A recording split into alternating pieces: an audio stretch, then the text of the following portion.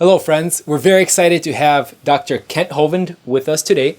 He's been a huge blessing for our community here in Minnesota, and we've asked him to answer a few questions for us.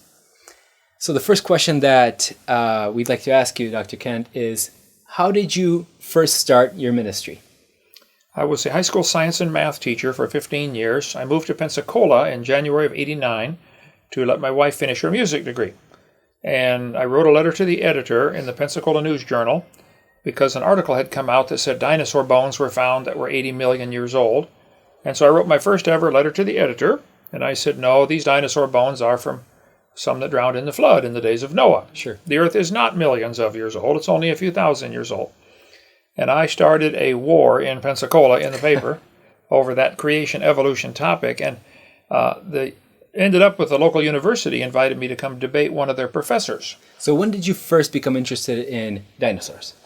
Probably as a child, I was taught, evolution, dinosaurs lived millions of years ago, and so when I became a Christian at age 16, Sure. I quickly realized somebody is lying. Either the Bible is lying or the textbooks are lying. But the Bible clearly teaches nothing died until Adam sinned. So man brought death into the world, and yet the textbooks teach dinosaurs died before man got here. So somebody's wrong. Exactly. And that led to a long, interesting study of mine that I am convinced the Bible is scientifically accurate in every detail. The earth is only about 6,000 years old. Dinosaurs lived with man. They called them dragons. And there could be a few still alive. I hear you. So how old were you when you were involved in your first debate? I was, 37 when I moved to Pensacola. And within a few months, I had a debate at the University of West Florida against a professor of anthropology. And that caused many churches to ask me to come speak. And it quickly grew into a full-time ministry of teaching on the scientific accuracy of the Bible. And today, you travel quite a bit. Travel quite a bit. Yes, sir, all over the place. Absolutely. All right, so the next question is on the topic of forgiveness. Uh-huh. Now, obviously, life isn't always fair. Right. Bad things happen to good people. How easy or how was it getting over the wrongs that happened in your life and forgiving the people who inflicted them on you? Well, as you know, I spent almost 9 years in federal prison for absolutely no reason. It did not break any laws. That's all up on freekenthovind.com.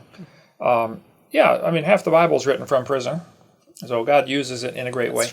That's God's problem. I'm His child. All things work together for good to them that love God, to those that are called according to His purpose, Romans 8:28. So really all you have to worry about in the Christian life is make sure your heart's right with God, and whatever happens is His will. Let it happen.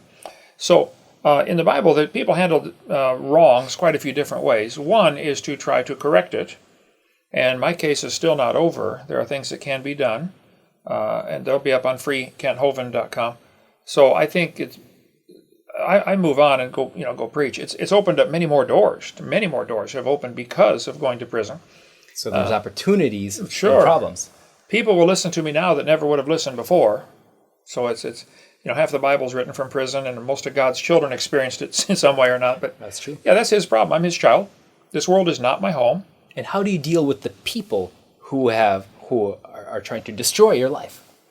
Well, that is difficult. I mean, every generation has had this type of question. These, like in Russia, look at Stalin. What do you do?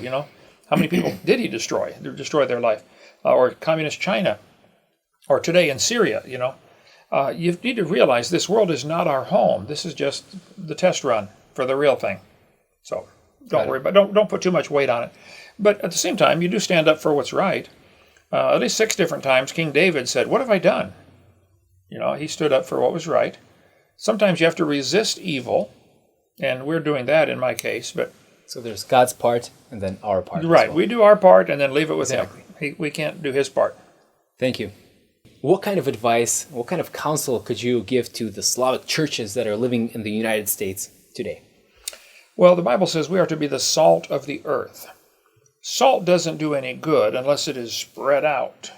One lump doesn't do any good. It has to be spread out to prevent decay. One of our jobs as salt of the earth is to prevent the decay of wherever we are, our community, our city, our state.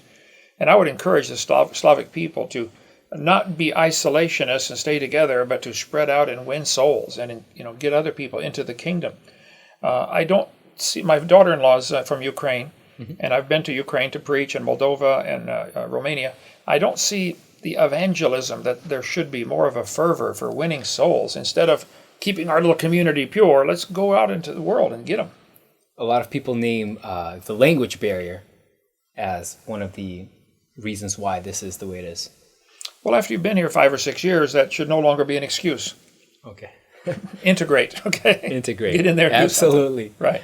And more specifically, what kind of counsel and advice could you give to the young generation growing up here in America, who obviously speak English well? A lot of these people know Russian as well, and the languages from their home countries.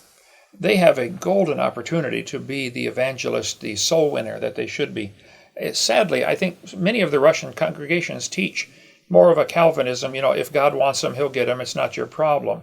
When it's exactly the opposite of what the Bible teaches, go into all the world and preach the gospel to every creature. We're supposed to be evangelists and witnessing and sharing the gospel, and many don't do that for whatever reason. So I see a fervor in the older people, a love for God, that I don't see in a lot of the younger people, because they didn't experience the persecution. Good point. A lot of the young people say that, where would I lead my friends to? The church that my family and I go to, it's in Russian.